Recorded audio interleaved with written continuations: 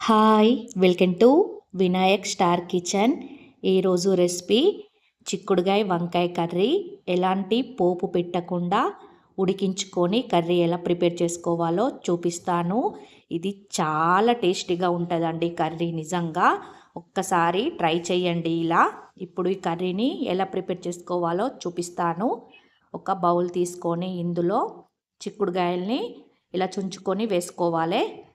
తర్వాత ఇందులోనే చిన్నగా కట్ చేసుకున్న వంకాయ ముక్కల్ని కూడా వేసుకుంటున్నాను. ఆ తర్వాత 2 టమాటాలను కట్ చేసి వేసుకోవాలి. ఇందులోనే ఆనియన్ వేసుకుంటున్నాను. ఆనియన్స్ని కూడా ఇలా ముక్కలుగా కట్ చేసి వేసుకోవాలి. తర్వాత పచ్చిమిర్చిని ఒక 5, 6 వేసుకుంటున్నాను. ఇందులో కొంచెం కరివేపాకు, ఆ తర్వాత 1 టేబుల్ స్పూన్ అల్లం, 1 టేబుల్ స్పూన్ పసుపు, 1 టేబుల్ స్పూన్ కారం, ఆ తర్వాత రుచికి సరిపడా సాల్ట్. ఇలా అన్నీ ఇందులోనే వేసుకొని ఇందులో ఒక 2 టేబుల్ స్పూన్ల పచ్చి నూనె వేసుకుంటున్నాను. ఇలా అన్నీ వేసుకొని ఒకసారి బాగా అన్నీ కలిసేలాగా ఇలా బాగా కలుపుకోవాలి. ఇలా మొత్తం అన్నీ ఇలా కలుపుకొని ఆ తర్వాత ఇందులో చిన్నగా కట్ చేసి పెట్టుకున్న కొత్తిమీరని కూడా వేసుకుంటున్నాను. ఇలా కొత్తిమీరని ఇలా ఫస్ట్ వేయడం వల్ల ఫ్లేవర్ అనేది కర్రీకి పట్టి చాలా టేస్టీగా ఉంటుంది.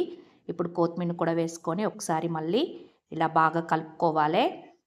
ఇప్పుడు ఇలా కలుపుకున్న తర్వాత స్టవ్ పైన పెట్టి మూత పెట్టి ఉడికించుకోవాలి. మూత పెట్టి ఉడికించుకోండి. మధ్య మధ్యలో మూత తీసి కలుపుతూ ఉండాలి, లేదంటే మాడిపోతుంది. ఇలా చూడండి మనకి ఎలా ఉడికిపోతుందో. ఇలా మధ్య మధ్యలో కలుపుతూ ఉడికించుకోండి. గ్యాస్ అనేది సిమ్లోనే పెట్టి ఉడికించుకోవాలి. నేను చిక్కుడుకాయలు లేతవే, వంకాయలు కూడా లేతవే తీసుకున్నాను కాబట్టి కర్రీ తొందరగా ఉడికిపోయింది. ఇప్పుడు ఇందులో 1 టేబుల్ స్పూన్ పచ్చిధనియాల పౌడర్ వేసుకుంటున్నాను. మీరు కావాలంటే మసాలా కూడా యాడ్ చేసుకోవచ్చు. ఇలా ఒకసారి బాగా కలుపుకొని ఇంకొక 2 మినిట్స్ ఉడికించుకుంటే సరిపోతుంది. మీకు గనక వంకాయలు ముదిరినవి తీసుకుంటే ఈ గంజు పైన ఒక బౌల్ పెట్టుకొని కొన్ని వాటర్ వేసుకొని ఆవిరి మీద ఉడికించుకోవచ్చు. ఇప్పుడు ఒక 2 మినిట్స్ తర్వాత మనకి కర్రీ అనేది చక్కగా ఉడికిపోయింది. ఇప్పుడు ఇందులో చిన్నగా కట్ చేసి పెట్టుకున్న కొత్తిమీరని కూడా వేసుకొని ఇంకొక 1 మినిట్ ఉడికించుకుంటే మనకి కర్రీ రెడీ అయిపోతుంది. పాతకాలంలో ఇలానే అన్నీ ఒకే దాంట్లో కలిపి ఇలా చేసేవాళ్ళు.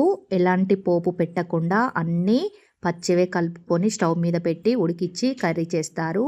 ఇది మామూలు కర్రీ కంటే చాలా అంటే చాలా బాగుంటుంది. ఎవరైనా ట్రై చేయకపోతే ఒక్కసారి ట్రై చేయండి. ఇప్పుడు మనకి కర్రీ రెడీ అయిపోయింది. ఒక బౌల్లో తీసుకొని సర్వ్ చేసుకోవడమే.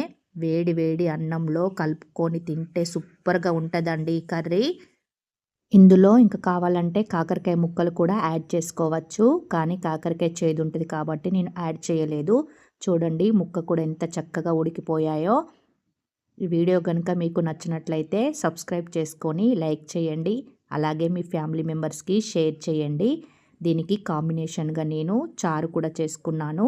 ఇందులో చారు కలుపుకొని తింటే కూడా సూపర్ అంటే సూపర్గా ఉంటుంది. Thank you for watching. Bye.